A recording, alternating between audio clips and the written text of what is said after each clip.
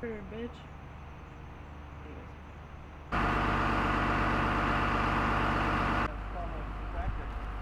Not called a tractor. That's a loader.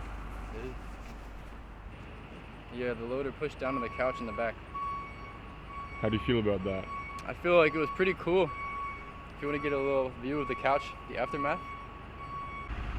Oh, you mean the actual truck? Sorry. Look at me being a dumbass.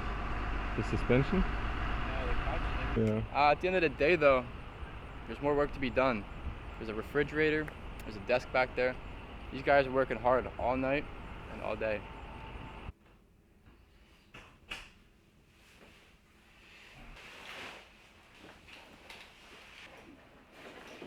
I went to some airborne guys, and I was like, "Can I shoot you guys?" They're like, "What? Can you what?" and I was like, "I want to shoot you guys," and they were like, "Yeah, whatever."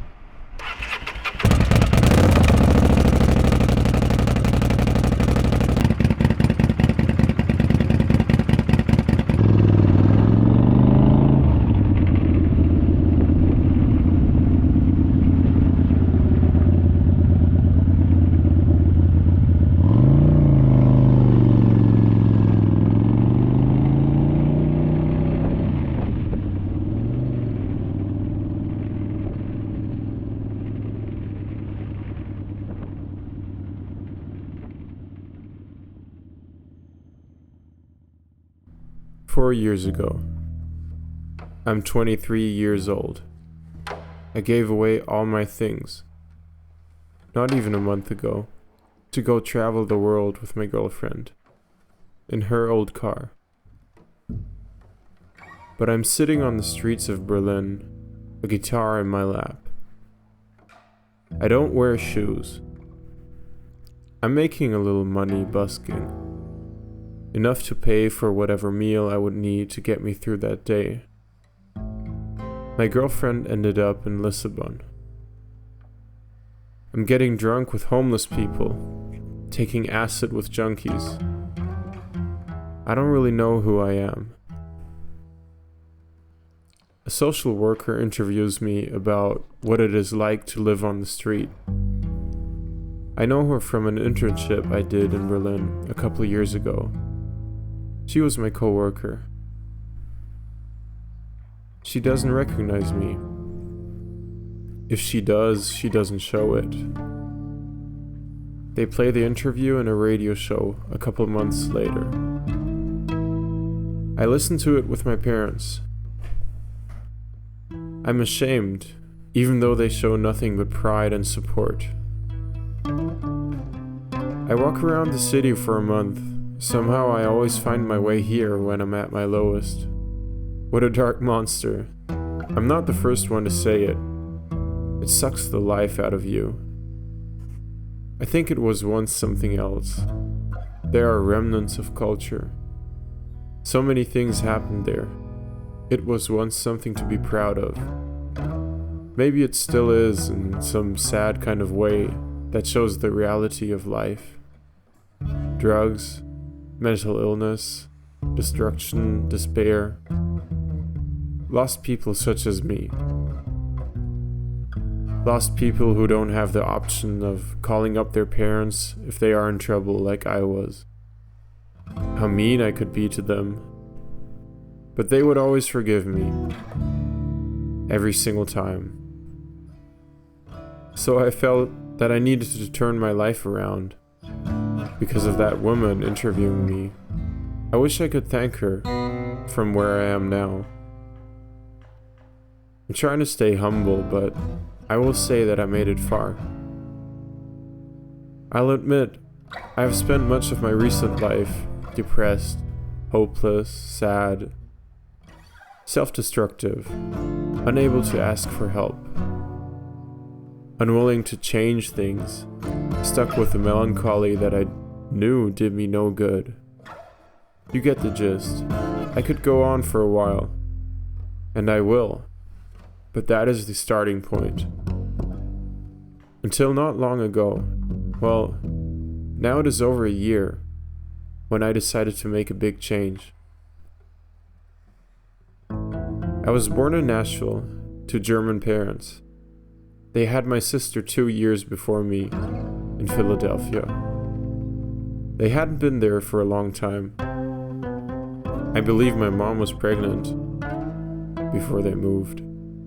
We moved a lot.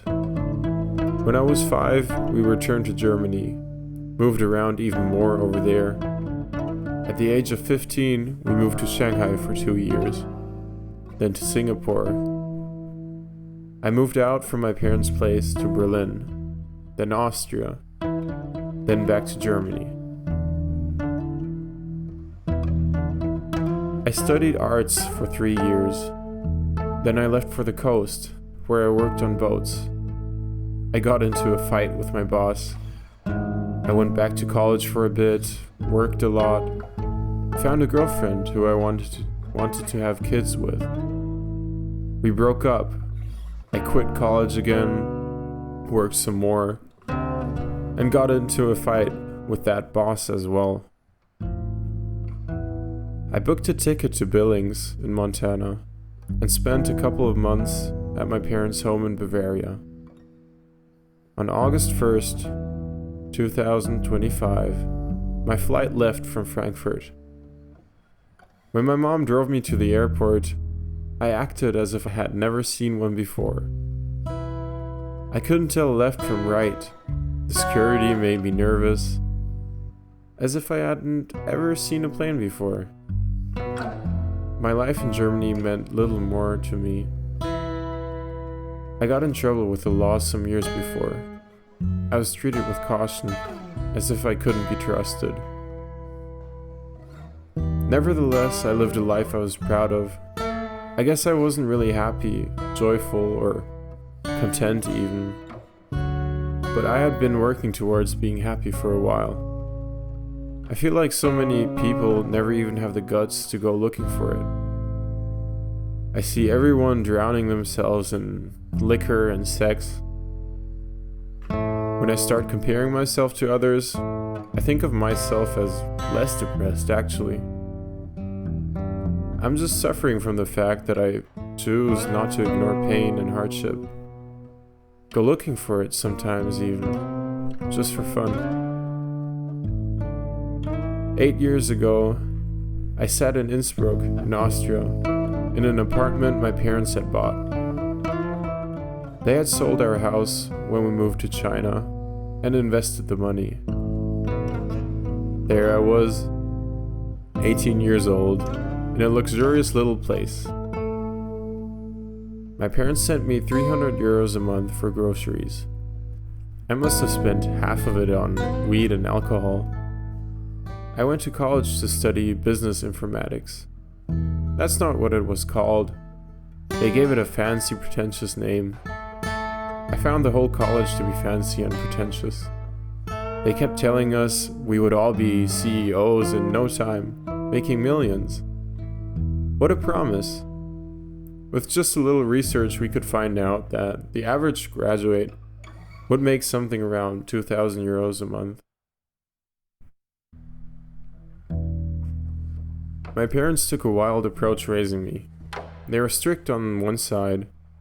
I couldn't spend much time on the computer. I couldn't spend much time around girls. And they kept a close eye on my homework. I had to dress nicely. I had to learn an instrument, go to all these extracurricular activities.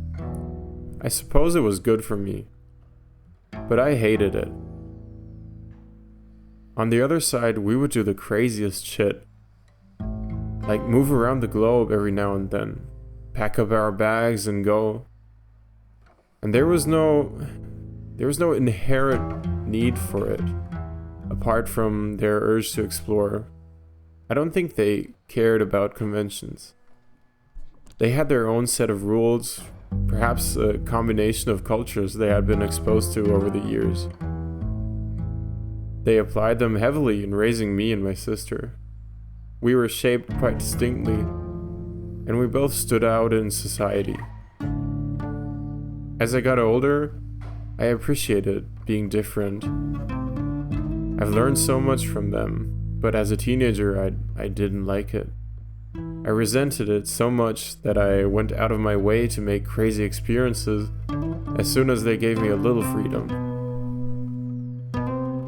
In Shanghai, I would get drunk and try to run after every girl that wouldn't run away from me. We discovered weed and bathed in the insanity of driving through one of the largest cities in the world at night, completely hammered, on our little mission of being the dumbest people possible in a country where we were guests. A society that we haven't contributed to at all, that Western countries exploited and still exploit until today. And then we're suddenly confused when they resent us. I was the worst form of ambassador. We were untouchable because we could hide behind our parents' money. Us kids ran around with more money in our pockets than a Chinese worker would make in a week, spending it on hedonism. I never truly arrived there. I was on a high. My parents were on a high. It's not a life you usually get to live. We played by different rules. And when we came back to Germany, we had to share the lives of the common people. I got depressed. My parents got depressed. I lived some kind of fever dream in Berlin. I couldn't survive without doing wild things. I had nothing of relevance to me. I had one friend who I knew from Shanghai. I stayed at his place.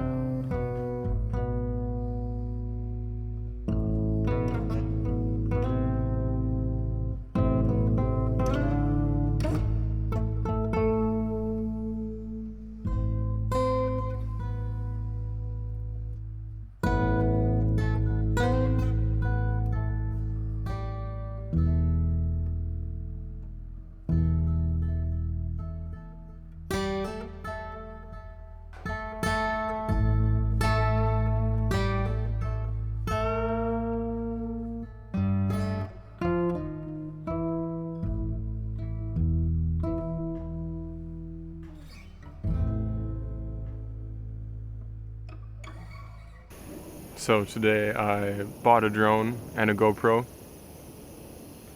Purchases I've been putting off for a long time because I thought I don't need them. But I guess it's time. I was just bored and I just got paid. So why not spend all of it on some fun stuff, right? I drove around a little bit to find different ways to mount the GoPro when I'm on my motorcycle. Yeah.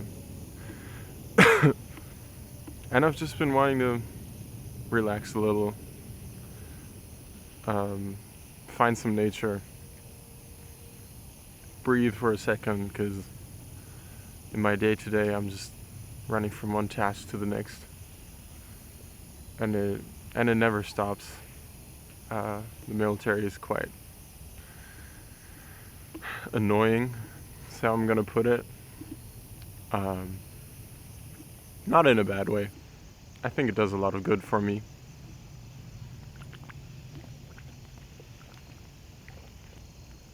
But to be true, it does stress me more than I'm used to, in different ways, in new ways. And sometimes I'm really, really frustrated. But they make up for it by, for example, now we have a long weekend and I can do pretty much whatever I want for 4 days. This is day 1. So, yeah. I mean, and they pay me, so I got something to use for my own projects. And I think they encourage living your own life, doing what you want to do. And tomorrow I'm gonna check out another trailhead, see what we can do. Oh yeah, I'm trying to take along somebody from the detachment. Let's see if she's actually showing up. You never know. But we were gonna go hiking for a little bit, and I'm gonna charge the drone tonight, and fly it there tomorrow. Film a little. I don't know. I love it. I'm having fun. There you go, it's recording now. Hey, what's up, YouTube?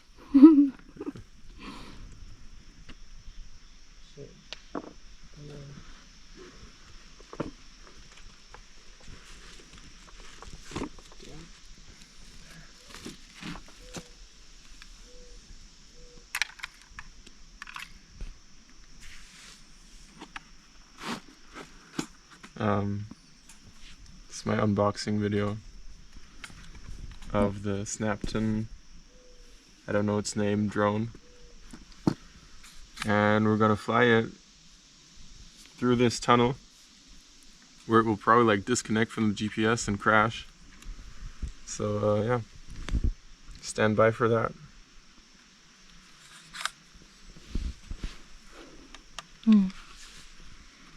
I just wanted to feel it. Watch out.